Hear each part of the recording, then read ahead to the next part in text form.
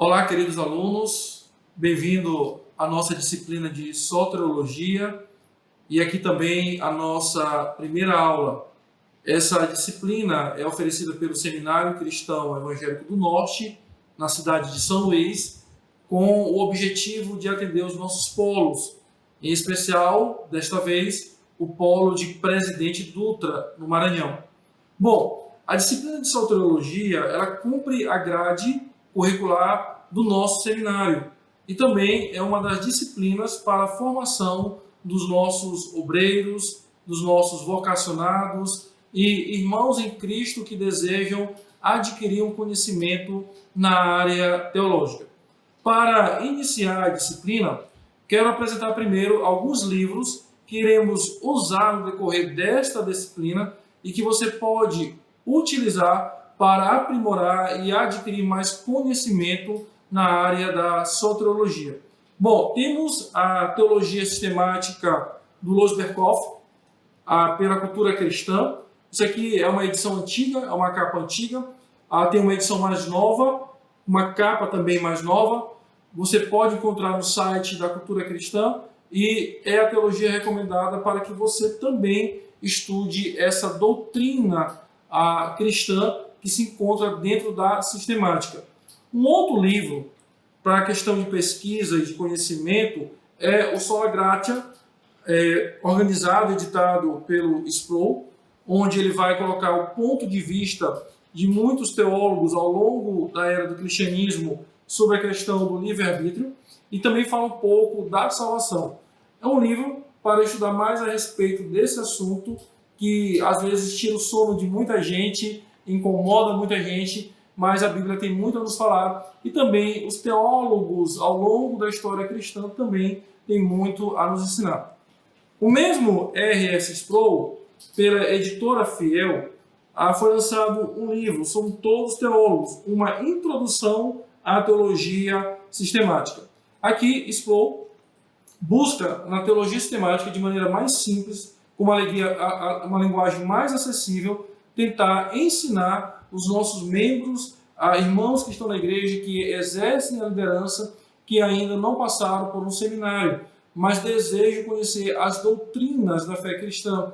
E aí ele apresenta isso nesse resumo, nesse livro, que é uma teologia sistemática, uma introdução à teologia sistemática. Um outro livro também, e é o livro que nós iremos usar como livro-texto dessa disciplina, é o livro Salvos pela Graça, do Anthony Hockman, editora Cultura Cristã. Eu recomendo que vocês também adquiram este livro, especialmente os nossos alunos, tanto do Seminário Cristão Evangélico do Norte, quanto também do polo ou dos polos do seminário nas várias regiões eclesiásticas da SEB. O Salvos pela Graça, ele é um dos livros que compõe a coleção escrito pelo Anthony Hockman, um de antropologia, criados à imagem de Deus, o outro sobre escatologia, a Bíblia e o futuro, e esse aqui, Salvos pela Graça, que é soteriologia. Esse livro é excelente, a maneira como Hockman aborda a doutrina da salvação, a soteriologia é excelente, uma base bíblica, também com uma base reformada, mostrando como essa doutrina foi, de fato, exposta nas Sagradas Escrituras. Compre este livro, adquira este livro, tenha na sua biblioteca, você que é obreiro, você que é pastor, você que é missionário, educador cristão, você que é envolvido com o ensino da igreja local, você que é diácono, você que faz parte dos nossos cursos, tenha este livro na sua biblioteca. Temos tantos outros livros, tantas outras teologias sistemáticas, como a do M. Gruden também, que você pode ter, e lá também tem um capítulo, tem uma parte sobre a doutrina da salvação, a respeito da soteriologia, que é altamente recomendável para todos nós. Queridos, o segundo ponto também que eu quero enfatizar nessa primeira aula é deixar bem claro que nós também, enquanto aicebianos, enquanto um seminário que pertence a uma denominação, e assim sendo confessional, dentro da nossa confissão de fé, lá em um dos pontos nós tratamos a respeito da doutrina da salvação ou da soteriologia. E a nossa confissão de fé, ela subscreve o pensamento reformado. sobre a salvação. Eu irei ler para você o que diz a nossa confissão, para que você entenda claramente que nós temos uma confissão que trata também da doutrina da salvação, que trata de forma, através do pensamento reformado.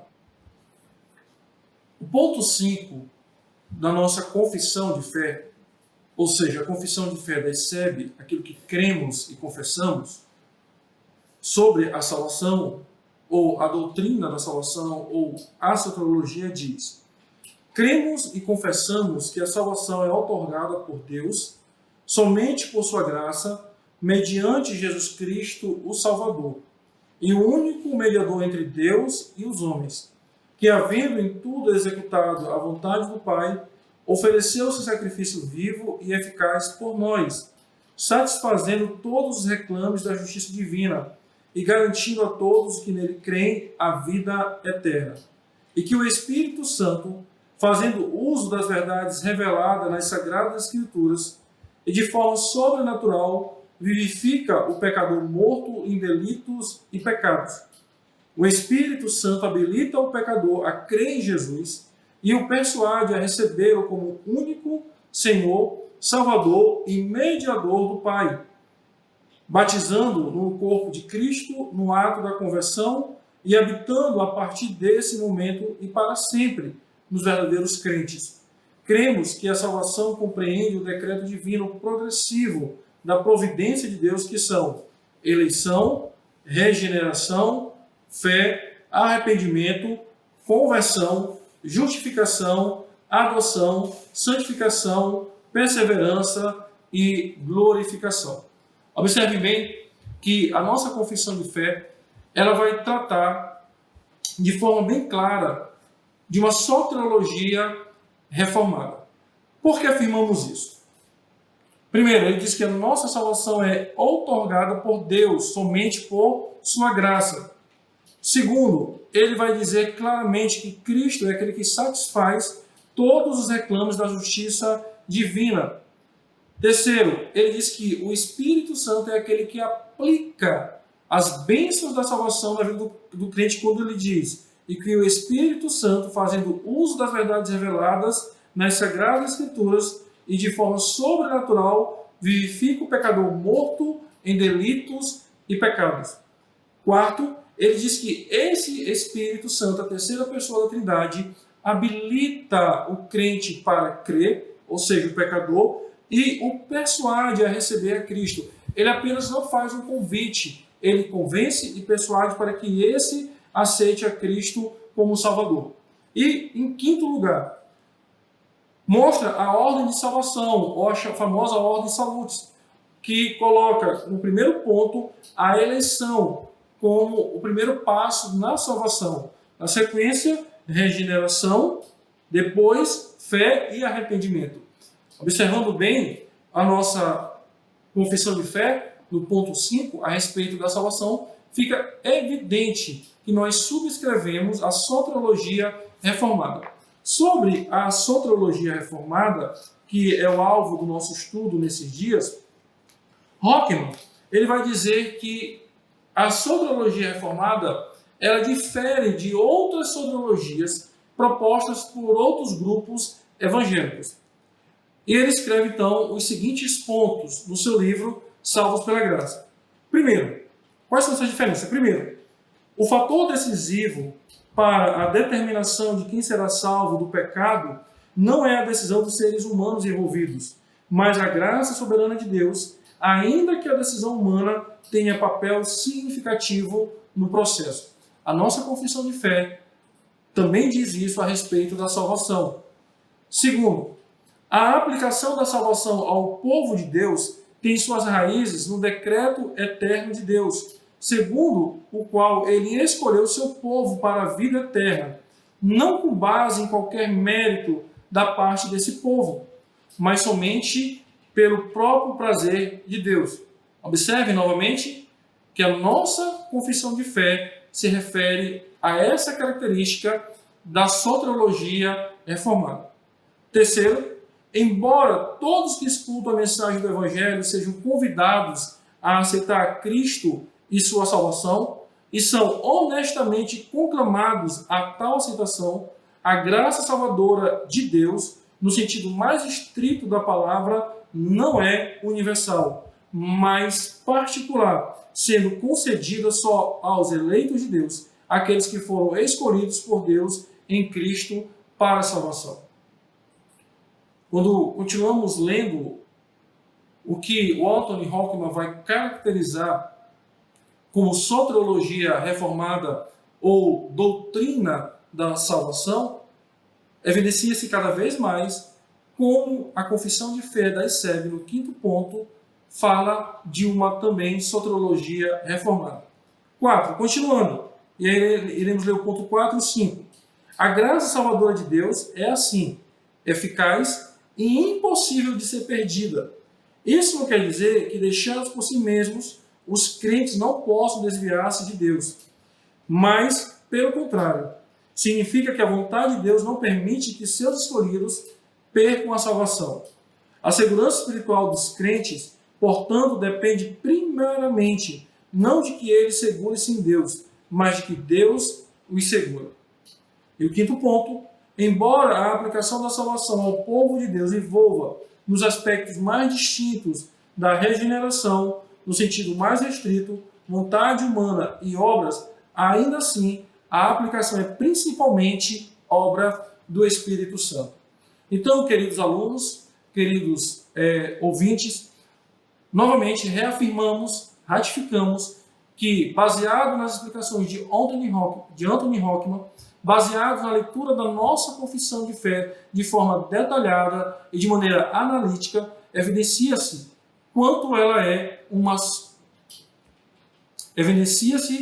soteriologia reformada. E vamos partir deste ponto. Poderíamos trabalhar outras soteriologias. Por exemplo, poderíamos pensar na doutrina da salvação defendida pelos arminianos, ou na doutrina da salvação defendida pelos metodistas. Mas elas não casam com a nossa confissão de fé. Por isso, pensaremos na doutrina da salvação pelo viés reformado. Agora, além da nossa confissão de fé, além do legado reformado sobre a doutrina da salvação, que são bíblicas e são importantes, é evidente que nós iremos sempre pensar pelo olhar das Sagradas Escrituras. É importante ressaltar aqui que, acima do legado da teologia reformada, acima do legado da nossa confissão de fé, permanece as Escrituras. E se em algum ponto a nossa confissão de fé ou o legado reformado sobre qualquer aspecto da doutrina, especialmente nessa que nós estamos tratando nessa aula, for diferente das Escrituras, iremos permanecer com a palavra de Deus. Diante disso, eu quero convidar você a continuar comigo nessas aulas sobre a doutrina da salvação. Soteriologia é isso, é estudo da doutrina da salvação, como somos salvos pela graça, mediante Cristo Jesus, pela ação do Espírito Santo em nossas vidas. Aguardo você na próxima aula. Que Deus nos abençoe.